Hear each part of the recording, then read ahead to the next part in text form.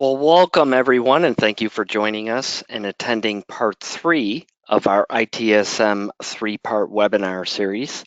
I'm Michael Adenovich, the Solutions Architect Manager for Cybersyn and your host for today's session. With me today co-presenting is Nick Velich.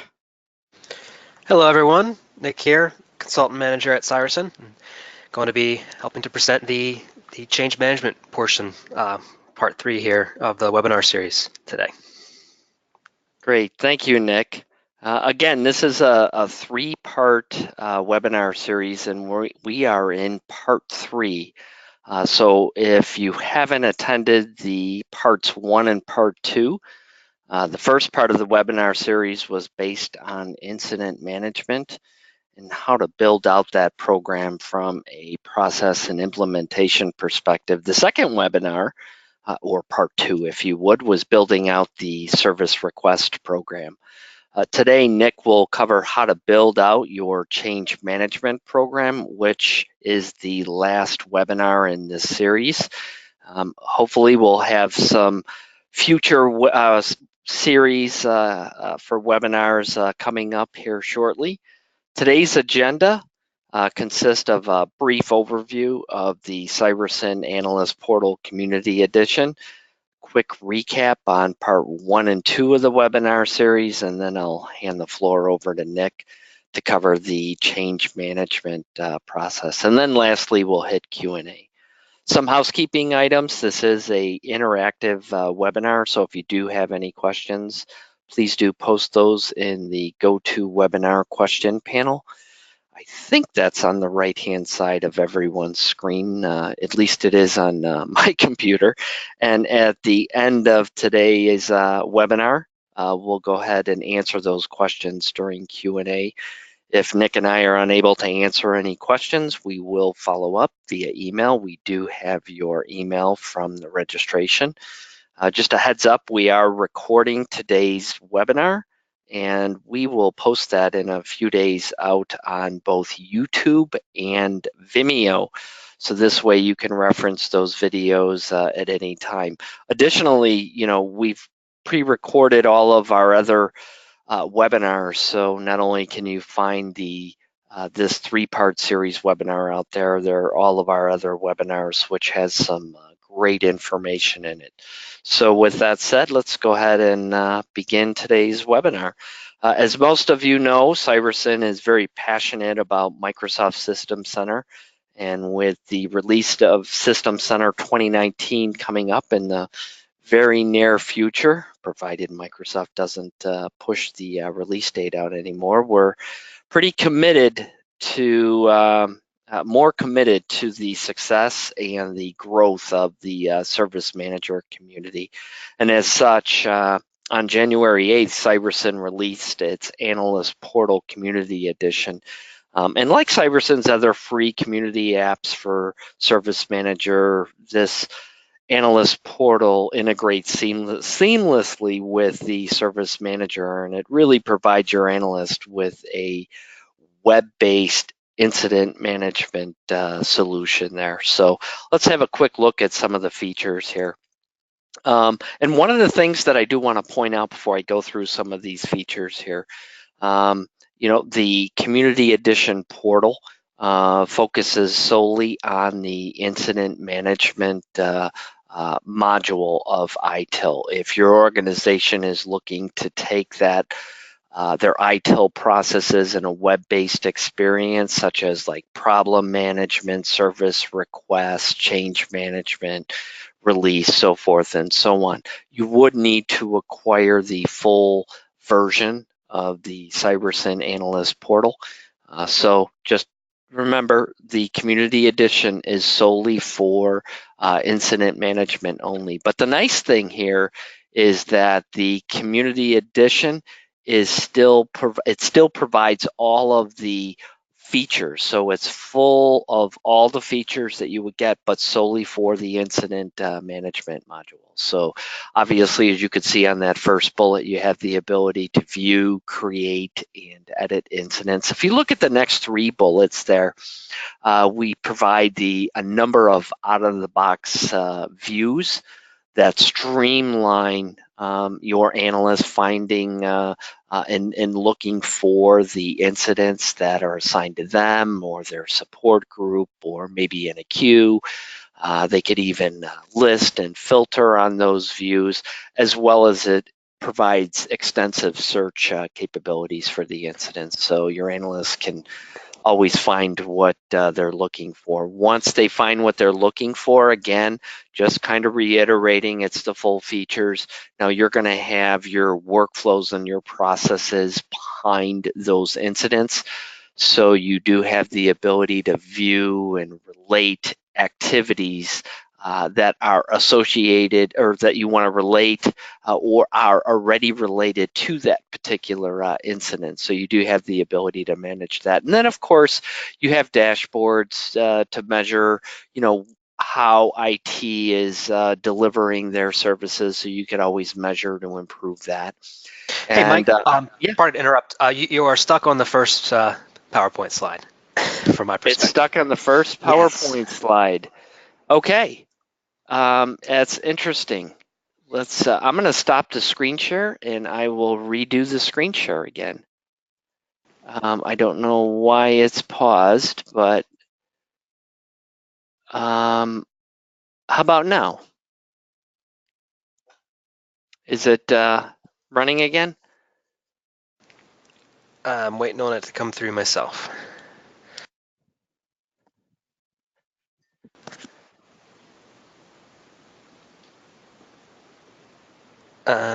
We're getting folks saying Good. that they can see it. I can't see it, but got a You couple can't folks saying see they it? All can. right. Let's. So Let's. I'm going to do this. I'm um, just going. you're Um, good to go, Mike. Sounds like the rest of the audience has it, and so let's go ahead. okay. So sorry about that, people. I don't know how that happened. In either case, one of the last things that I wanted to point out here is that the portal, Cybersyn portal, is based on HTML5. So what that means is that our portal is browser and device agnostic. Your analyst can work from any device, mobile device or tablet. So the nice thing there is that your analysts are much more efficient. They can really work from anywhere. They're not tied to their desktop to leverage the service manager console to work incidents. So really a great way to make IT much more efficient with the CyberSyn solutions. Um, Last slide on the community edition here.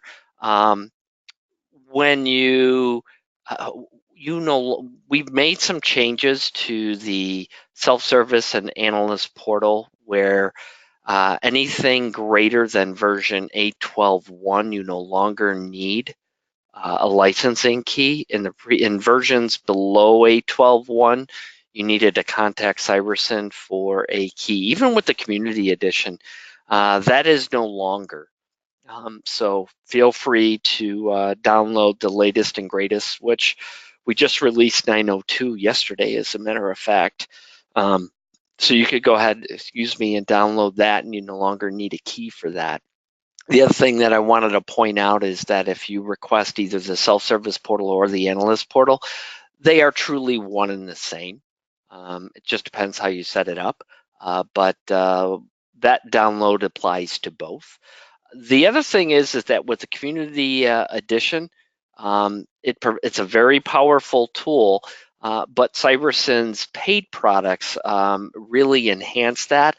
And with the community edition, you could actually acquire Cybersyn solutions, whether they be in a uh, what we call an edition, or maybe a la carte applications. Those a la carte applications actually work with the community edition. So if you have an interest to expand and make your IT much more efficient with tools such as Remote Manage or our Control Center application, or you want to really take the service catalog to a higher level with Cybersyn's advanced request offering or ARO, those actually do work with the community edition. And as far as support is concerned, So from a support perspective, support is not included with the Community Edition products. So if you try to contact Cybersyn support, they are not going to be able to help you. Now, what we do provide is if you're the kind of organization where you require any product that's in production, it has to be under support, or you just like to contact support, you have that ability. You can acquire what are called support packs.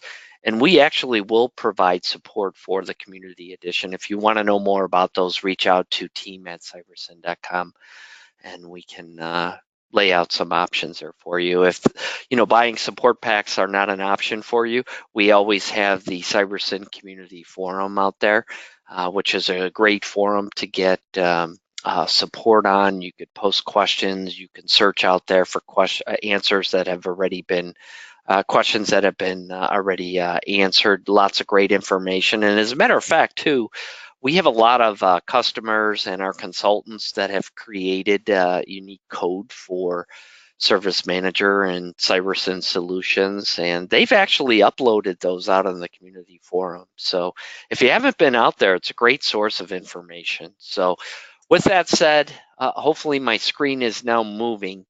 I'm going to look at the chat to make certain that I didn't screw anything up. Okay, I've got no other comments, so which is a good thing.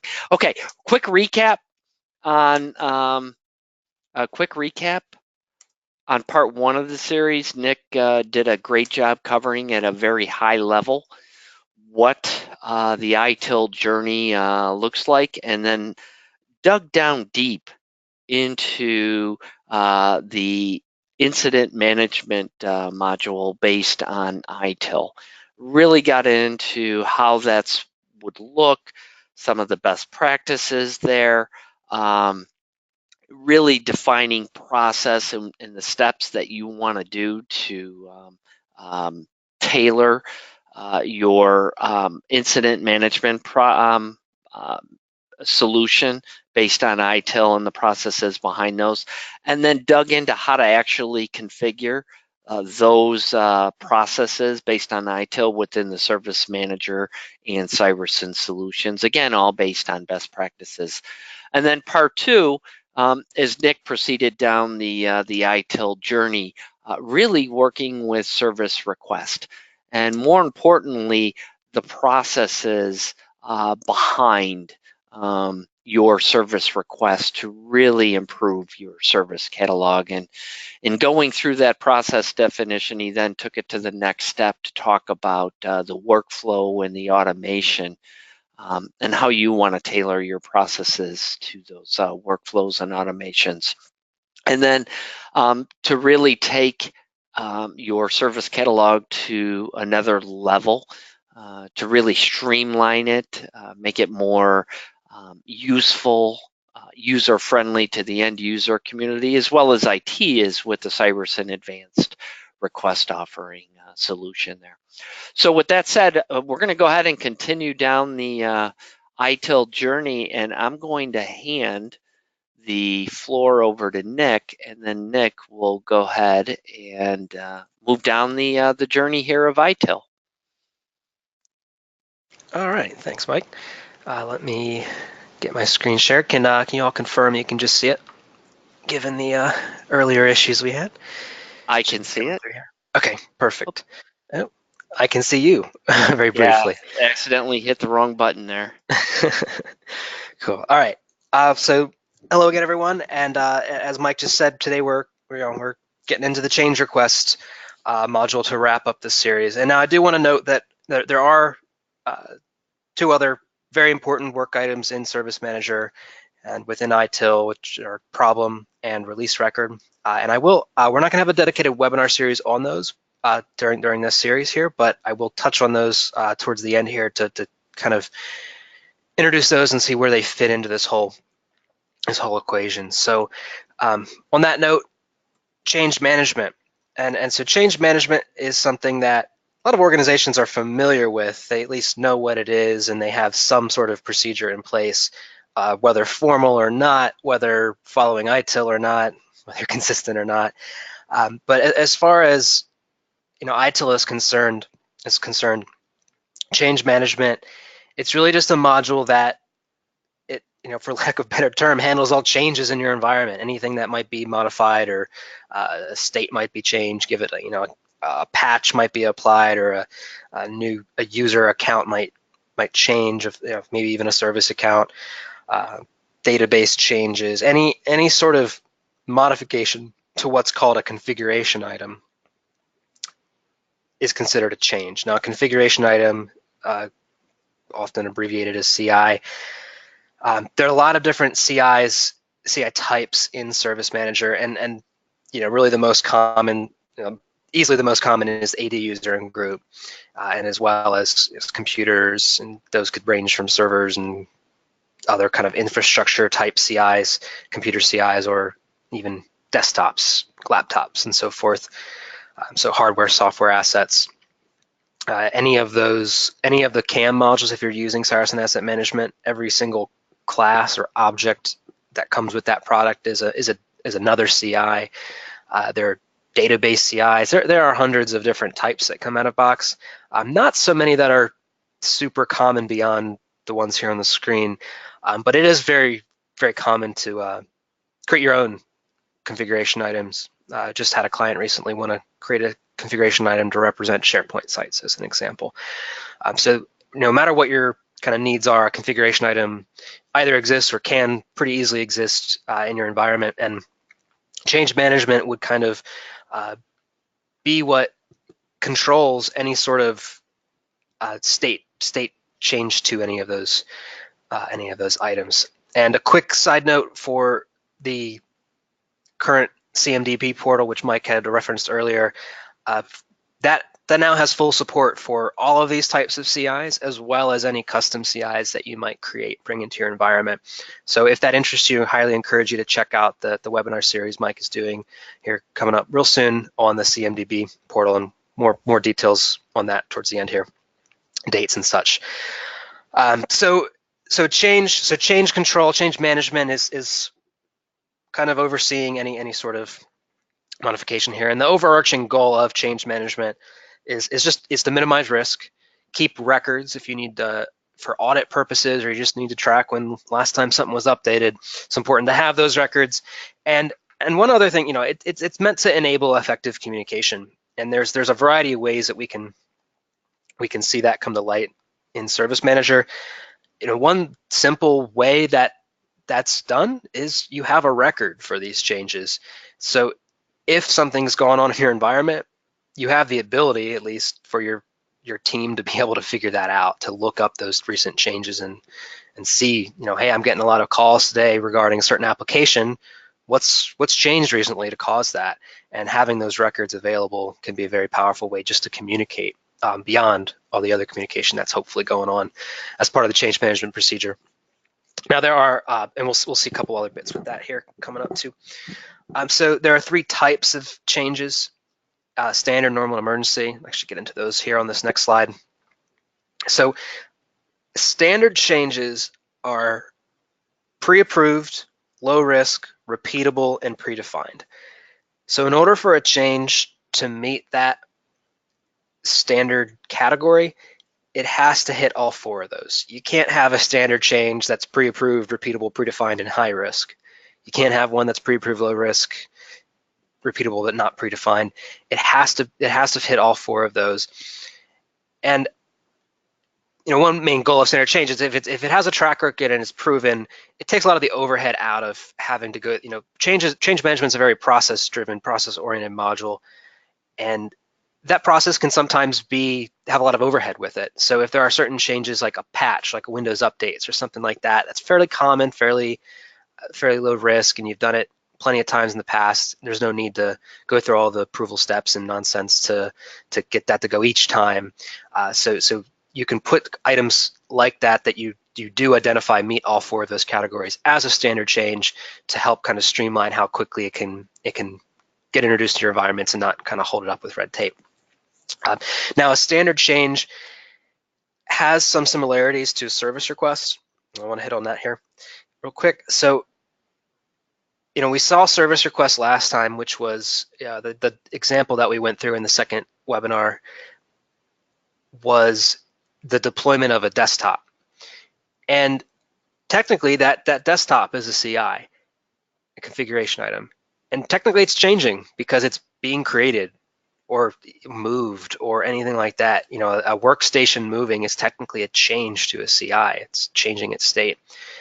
Now, it's somewhat of a fine line here, and typically how we would say, well, should that change to a CI? Should that fit into a standard change bucket? Or should that fit into a service request? Typically, how we draw the line with those is we say if it's end user driven, end user requested, it tends to fit more on the service request side. If it's related to client side hardware, software, if it's isolated just to that one user and that one user's equipment, that tends to be on the service request side. Standard change tends to be more on the infrastructure side. When a CI changes, if it has any sort of potential to impact, if it carries any risk whatsoever, even low risk, that's risk, to affect kind of the organization as a whole or more than just that one individual isolated person, tends to fit more in the change side of things. But there are certainly a handful of types of requests and organizations that could probably be argued either way. So it's a little bit of a judgment call there. But in general, it's a lot of them are pretty straightforward to kind of put into one category or another. Now, emergency change, is the next kind of category, and that's a change that must be implemented with high priority. So you've defined a process perhaps for how normal changes should go through, and this emergency change, there's something time sensitive with it. It has to skip over or be expedited through that typical process because of the, every second that goes by, it's impacting the business more and more.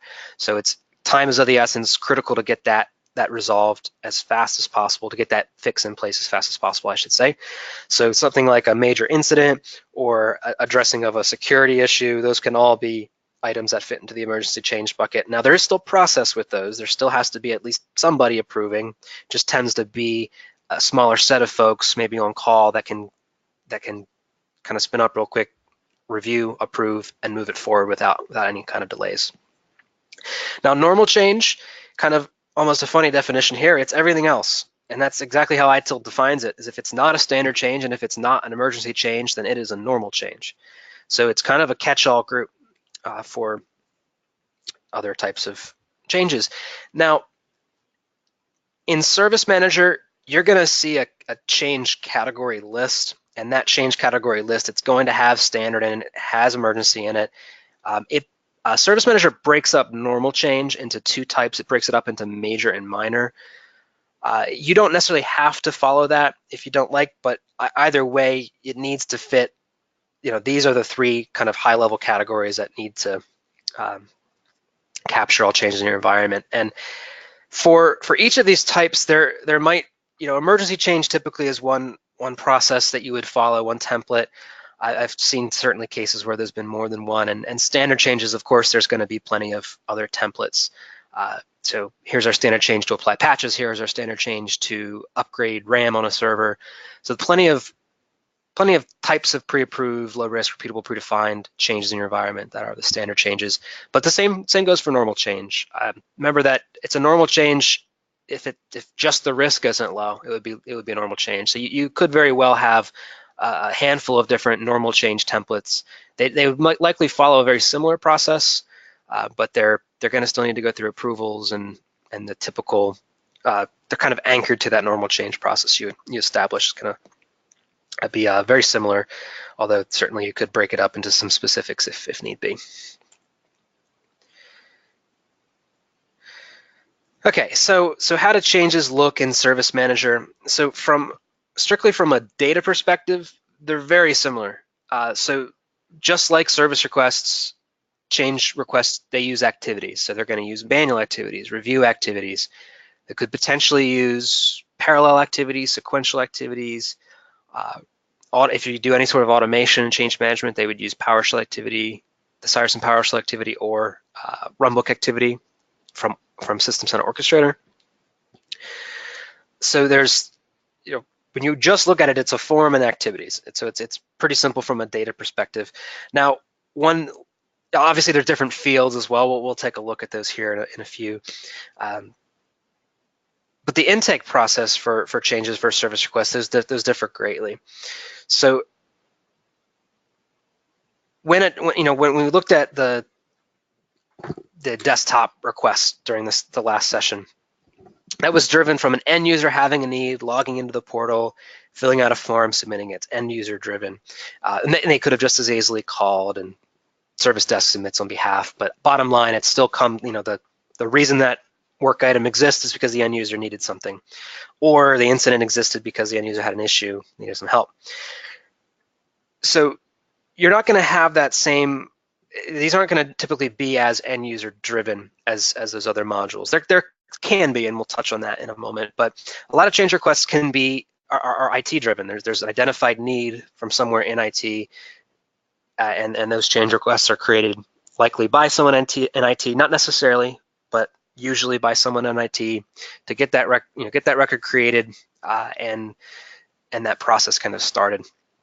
Now you could have end users just drive those changes all the same. This is something that some organizations do open up more for their end users, and some organizations keep it kind of behind the curtain.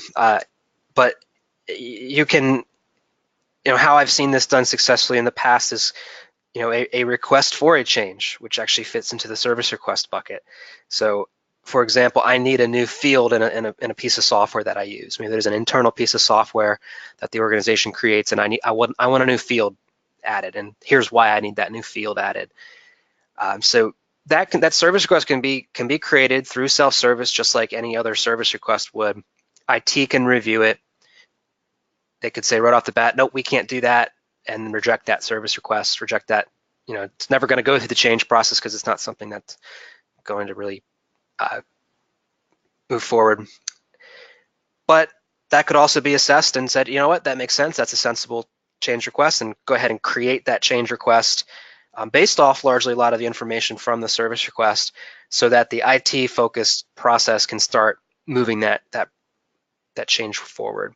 And there very well might be a standard change template that you've predefined that talks through how to add a new field to that piece of software, or it could just fit into your normal change process. It's something that the risk has to be assessed, the implementation plan has to be laid out, backup plan has to be laid out, has to go through CAB approvals, has to go through testing, validation, and so forth.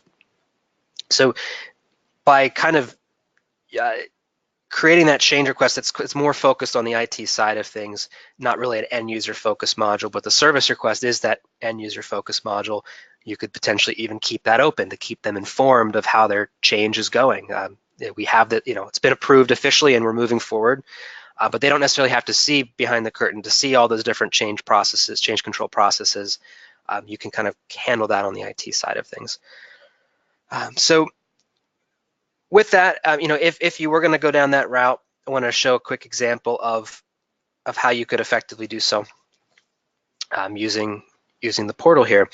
So I have a handful of just sample requests in here, and these don't matter too much, but just as an example, let's say that an end user wanted to create a new request for a new field. So they could say, I would like a new field in the Cyrison software called field 2. And just an example of exposing urgency to the end user, not necessarily something you always do. Add in some alternate contact information, an attachment if applicable, and hit save. So we saw that last time. This is going to actually create a service request record in this case. And so as someone in IT, I'd see this, I'd say, okay, I can't speak, maybe I'm a service desk member, I don't know the software very well, but I can assign it to the group that manages this software. And they might get that, realize, service desk might even assign the priority, the urgency, the source, the area, and then they'd pass that on potentially to maybe the network team. This is network-based software, and they can speak to it. So I would assign this service request to, and I did not move fast enough there, so I got to refresh here. Okay, so my activities, the first, this is a actually not very important there. So let me go ahead and say it's medium, software, and it goes to network. So service desk has kind of done its initial assessment. They've filled out whatever fields need to be filled out. Network team personnel gets this, assigns it to himself, person assigns it to themselves, and they say, all right, that's a very reasonable request. So out of box, what you would do at this point is you'd have to actually click on the new button, click on work item, click on change request from template, and then you would find the template that represents this. So if there was a template already pre-existing for maybe a standard change to add a field, maybe that's something that happens quite often, then you could select that template in here and follow that process. Or perhaps if there's not, you would end up creating I'm going to create a minor change request in this case.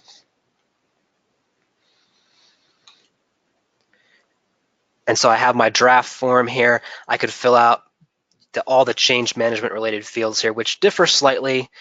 Note that there is not an affected user. Unlike for service requests, there is an affected user. So remember, these are more IT facing requests. They aren't user driven. They're not kind of tied to a user as directly as a service request would be.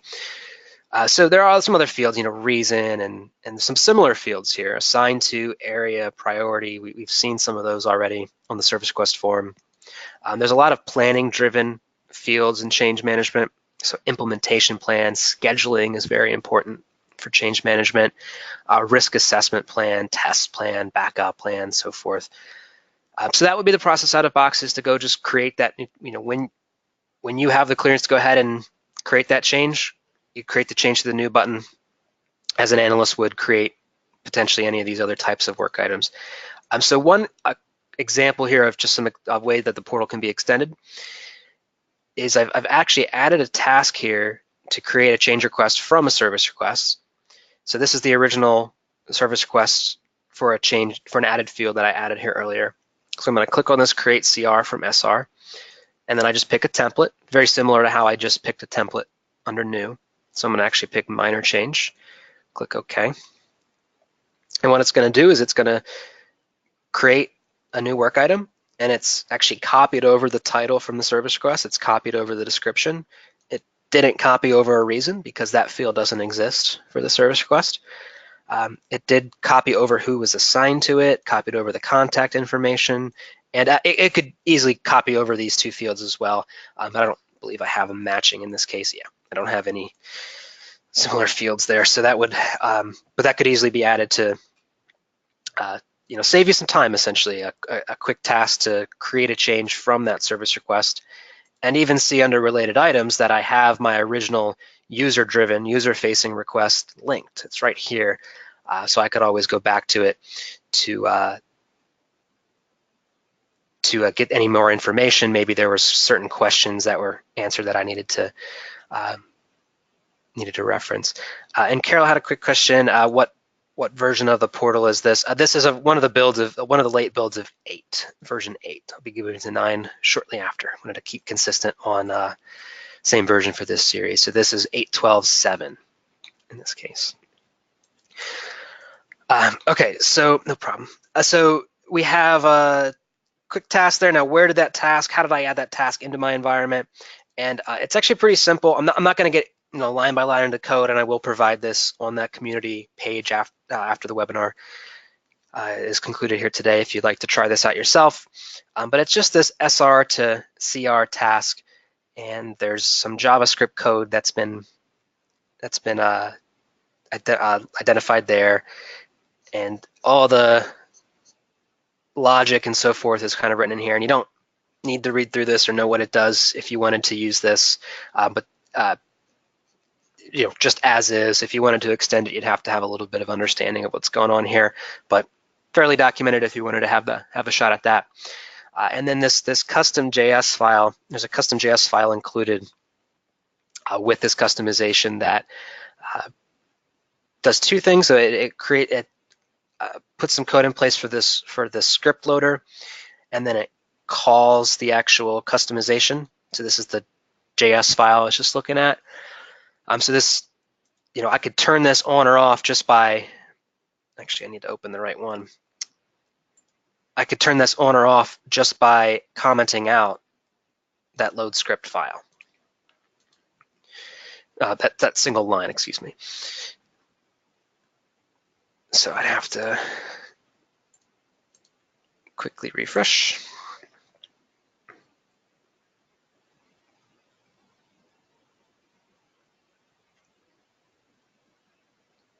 Okay, and it's gone now, and I could uncomment it and bring it right back as well.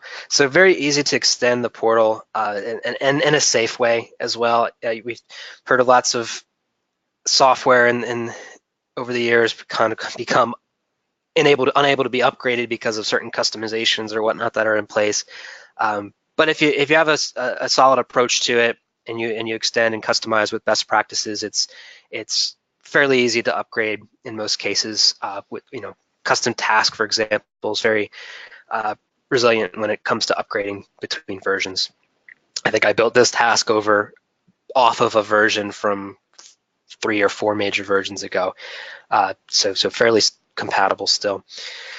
So the reason I want to say a quick mention on this load script here, this is really just something that you can do for performance reasons without going into a crazy amount of depth with it. This is basically saying only load this file if I'm on the service request page, rather than I've seen some organizations have custom JS file that's thousands and thousands of lines long, and that ends up getting you into that I can't upgrade bucket because you don't know what you have necessarily, or what you do have is so complicated that folks can't make sense of it. So by having a kind of strategic approach here, have the script loader in place, load each individual customization only on the pages where appropriate, you can have a much more sensible environment to upgrade. So then that's just an example of a way that a custom task can help ease this process a bit. If we feel that going to the new button and copy pasting fields over is tedious, there's lots of ways that you can reduce some of that with a simple custom task. And we showed last time other ways that you can simplify and streamline and get rid of some manual steps through the approver. We did a manager approval automation runbook, a PowerShell activity during the last webinar, which is a way that we reduce the need for maybe a service desk person to go and look up that person's manager and AD and add them. So there's a lot here out of box, a lot of great tools as well. If you wanted to add something, if you wanted to make one certain step a little bit more easy for your analysts, for your end users, and so forth, lots of tools here to be able to do that. Cool. So in this case, I've got my change request created, and this would just flow through the typical change management process that I've established through my activities. And this is the out-of-box one for, I believe I picked minor change requests. So there's an approval, development, testing, deployment. Every organization's actual normal change process is going to differ slightly, but it does follow the same general approach, which is there's assessment approvals, usually by change approval board. There's the development, the testing, the deployment steps to it, and certainly that could be broken up quite a bit more. We won't get into that today here, but the activities are followed just like they are for a service request, is the bottom line in Service Manager. So once you complete all those activities, the change request itself is completed.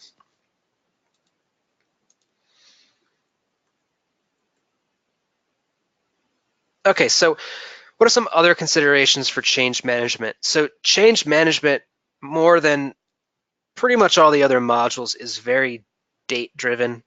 So there's scheduled start date, scheduled end date. You're always figuring out during your weekly CAB meetings what changes are going live this week. So you got to have a date with most changes to make sense of them. And you actually can get a change calendar into the portal. So I wanted to draw attention to a blog post from a consultant on my team, Steve, who goes through how to kind of step-by-step how to create a custom change calendar in your portal. So another example of extensibility here. So getting that change calendar in the custom space folder, and again, calling out that every customization you do to the Cyerson portal, be it Analyst portal, self-service portal, incident portal, all goes in custom space, and that folder is preserved on upgrade. And so you'd get that change calendar folder created. He has some example of code here, how you might modify this for your organization. Maybe you only need to see one group's change, your group's changes. Maybe you only need to see high priority changes or emergency changes or so forth. So there's great example here walking you through how to add that base calendar. And we actually have some follow-up blog posts as well that are recent. There was a blog post by another member of my team, Donson, who added some ability to show like out of office type messages and on call, on call kind of like, say this person is on call this time, and if there's a change during that window, this is who I contact. So lots of neat stuff here in the blog I'd like to call attention to if anyone's interested in throwing a calendar into their portal to assist with change management. And as a side note, I mean, this same calendar concept can be applied to any other work item modules that we've covered. If you wanted to see one for service requests or incidents, you certainly could. The prerequisite being, if it's going to go on a calendar, it has to have a date of some sort. So scheduled start date, scheduled end date typically is what you would target there.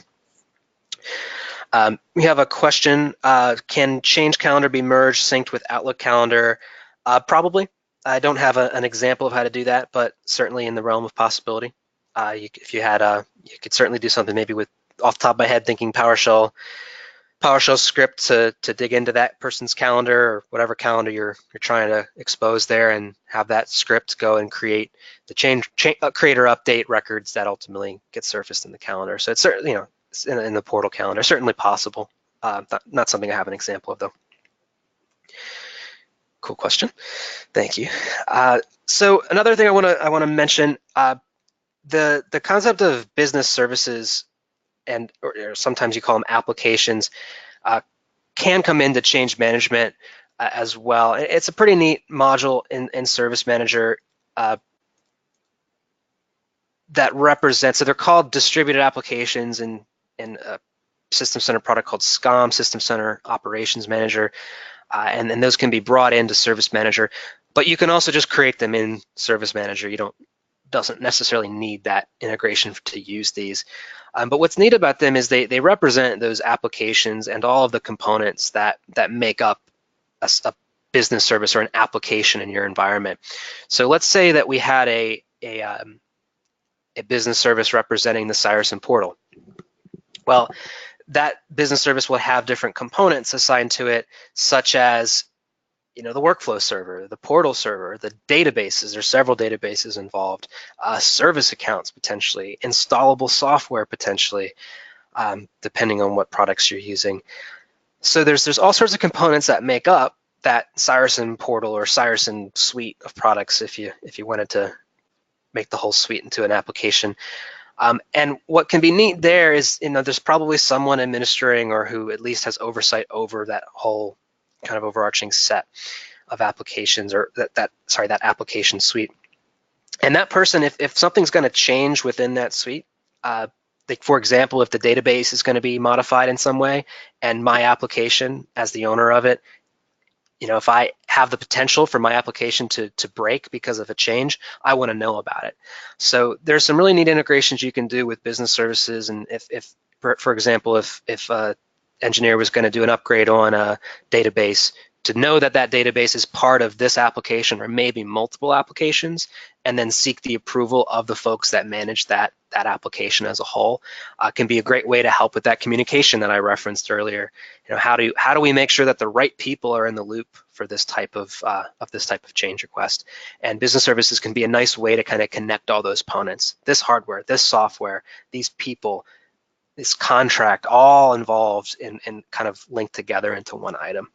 So business services are a really neat way to do that. And you might even have some approvals that, automated approvals that go with it. So let's say, in example, upgrade database, it's tied to the Cyerson business service, and I'm the manager for that business service. We could update our runbook from the last webinar to figure that out, connect those dots because we've maybe linked the database CI to the change request, and add me as the approver. Make sure that I'm in the loop no matter what when my stuff is being changed. So Carol asked a question, where do we find the change calendar in the portal? So out of box, there isn't one. There are some example calendars out of box. There's a teamwork and a my work calendar. And if you wanted to make your own calendar, the blog post I was referencing from Steve there does a good job of going through it. I'll put this link on the community page for you to quickly find it. And you can also search for a blog type calendar and you'll find this one. And there's a couple others as well. I'll put all these links though on our community page, the centralized page. I'm going to cover that towards the last part here, but we have everything kind of summarized here. Anything we show, the customization I just showed, we'll throw on here as well if you'd like to take any of this for a drive yourself. And we have another question, no problem. We have another question: with the out-of-box closed CRs disappear from the calendar, is that per design? So closed change requests, that can get into grooming a little bit. So after a certain amount of time, changes, closed changes, closed any type of work item, closed incident, closed service request, et cetera, will be groomed from service manager environment based on the retention time you set. So once that happens, the only place to find those would be through Cyerson Analytics and or the data warehouse, depending on what reporting software you wanted to use for long-term reporting. But the closed change requests are still there out of box. Closed change requests don't go anywhere in the portal until they're, when they're dropped from the database, then that's a different story. But you certainly can, if closed changes are disappearing from your calendar, then that's an update to the SQL query you use in all likelihood to find those changes. Not sure off the top of my head what query Steve uses, but he might be omitting closed ones from there. Okay, so I want to take a moment, the last moment here, to kind of put everything together through the, we've talked through incident in the first webinar, we've talked through service request in the next webinar, change in this one. I've mentioned there's problem and release, and I want to at least mention what those are here. So let's go through a scenario that kind of uses every aspect of ITIL and of Service Manager, every work item of Service Manager. So scenario is, we come in the morning and we get our first incident of the day, and it's, I cannot run software on my Linux machine. So service desk individual gets this incident, they do some initial troubleshooting, it's not a quick fix, they don't have any knowledge base articles that walk them through how to fix it, they don't have any similar incidents yet that go through this same issue. So they don't necessarily know what to do. Maybe they escalate this. There's some more troubleshooting from higher tier that goes on. And ultimately that higher tier, they might say, I don't know what's going on. We'll keep digging. In the meantime, remember, incident management is all about bringing about a resolution and getting that individual back up and running. So in order to get that person back up and running, our temporary solution, our workaround to get them in place, is to give them a loaner machine, a Windows machine, so that they can use that piece of software that they need to do their job. So in that case, we maybe have a loaner setup process, a loaner process setup, service request process to get them a new machine, set them up a new machine, which would effectively resolve that incident for now. It's with a workaround, but resolved nonetheless because that person's back up and running. So the urgency and the priority of it falls drastically. So the day goes on and we get some more. We keep getting all these users that are saying, hey, I can't run software on my Linux machine. And at this point, we at least have we've done some of the initial triage. We know where we stand with this, that we don't, we know we don't know what's wrong, but we know that how to get them back up and running in a timely manner anyway. We don't necessarily want these folks to sit around for a couple weeks while we dig into it. Depending on what's the issue, certainly it can take a while to figure out the true root cause of something. So we've gotten these three incidents kind of resolved, got the users back up and running, and through some mysterious process, we've figured out that we know what's wrong with the software not working Linux machines, and we know that we can fix that by updating that client software. Maybe there's a new version that we can update to that would fix that issue with the Linux machines in particular. Now, how do we know that? And with just these three modules in place, we don't have a procedure really to know that. The assumption would be, in this case, if you're just using these three modules, the assumption would be that part of that escalation for maybe one of the first incidents was digging in to that issue and figuring out what it is and figuring out, hey, we need a software update to fix this. Now, truly that deep dive root cause analysis belongs in another module which we haven't covered quite yet in the webinar series, which is problem management. So problem management is all about, again, root cause analysis, deep dive, digging into the issue and figuring out what's wrong, because we don't want to be distributing a loaner Windows machine every time this comes up. That's irritating to the end user, I'm sure. That's an extra amount of work that service desk has to do or desktop team has to do to get those machines out and back. It's costing us money potentially if we have to pay for those loaners, of course, so, and maybe order more, truly having this many issues. So the goal of problem management is to reduce those number of incidents over time, via trend analysis, seeing, hey, I found a lot of issues with the software running on my machine, not running on my machine. I can do that trend analysis, figure out a deep dive is warranted. There's an underlying issue here, and problem management is what brings that to light, figures out what's wrong, and ultimately works with change management to apply an update, to apply a change potentially that resolves that problem permanently. So we would expect at that point that we no longer get these cannot run software on Linux machines, or if we do, it's a matter of updating the software, and it's a pretty cut and dry case. Now, in this particular situation, I want to also pretend as if the software that we're trying to run is in-house, and that it's not just a matter of contacting the vendor for a new version, that we actually have to build something. And that's when the fifth and final work item module comes into play of release management. So in this scenario, if we needed to now do something code level wise, or just we needed to build a new solution or a new version of the software to fix this problem, we would have to track that, track the user stories, track all the cases that are going on here, potentially integrating with other software such as Azure DevOps or TFS, etc. So the process of actually building and releasing that new software would be tracked through the release management module. And all three of those bottom modules go hand in hand.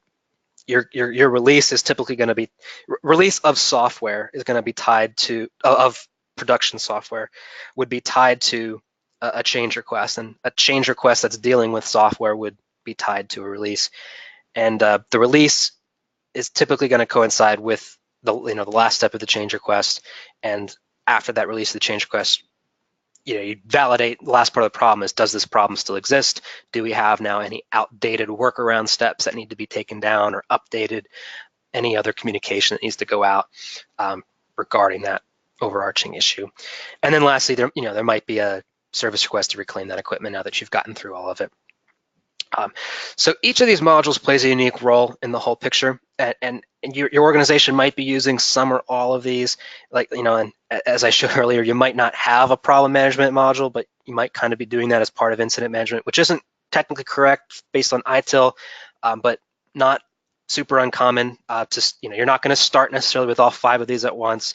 You got to kind of slowly introduce these into your organization, and the more you break them out and have these different work items fulfill the role that they're supposed to fulfill, it can really streamline how service is provided and how you track, report, audit on all of the different types of services, and ultimately just give better services all around. If you're actually solving problems, doing root cause analysis, you're not doing band-aid solutions, you're actually fixing root cause issues and hopefully reducing the total amounts of incidents, different impacts, reducing the amount of incidents you have in your environment that are impacting your customers.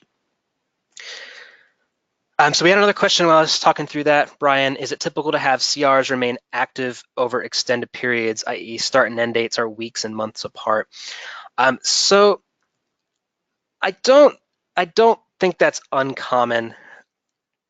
I don't think that's uncommon, because you could certainly have changes that are lower priority changes. I think it's not uncommon to see that, but I don't think it should be common within your environment, if that makes any sense. Like, you shouldn't have most of your changes are months out, but I would think it's not unusual to see that within a few different environments. Yeah, Nick, I'm going to jump in on this question as well. And it's a great question. Do CRs remain active for extended period of time, meaning months on end? I think it's really going to depend on the organization's processes and how their CAP committee runs. It's going to depend on your environment. It's going to depend on the change. There's a lot of variables there. So if we look, for example, at standard and emergency changes, as Nick deemed them earlier in this presentation, those types of changes I see as being cleared out relatively quickly. Perfect example with a standard change request is patching. Patching is going to occur on the desktops or the OSs on a monthly basis. So more than likely, in a particular environment, it may be that particular CR for patching is only open for a week. In other organizations, that same patching CR might remain open for a month because maybe their process is a little bit different. They have to run those patches through a test environment, then it has to go through a CAB committee, then it may have to go to a pilot at the following week, and then it goes to production. So lots of variables there, but the short answer is it's really going to depend on the type of change request that it is, and also your environment is going to dictate whether they're open for a short or a long period of time. What I will say is that normal changes, as defined by Nick, those are going to typically run longer. When you're doing major or minor changes that are not standard changes in the environment, maybe you're upgrading a line of business application that only gets upgraded once a year or twice a year. Now, that particular change request, it may be extensive because it's critical to the business.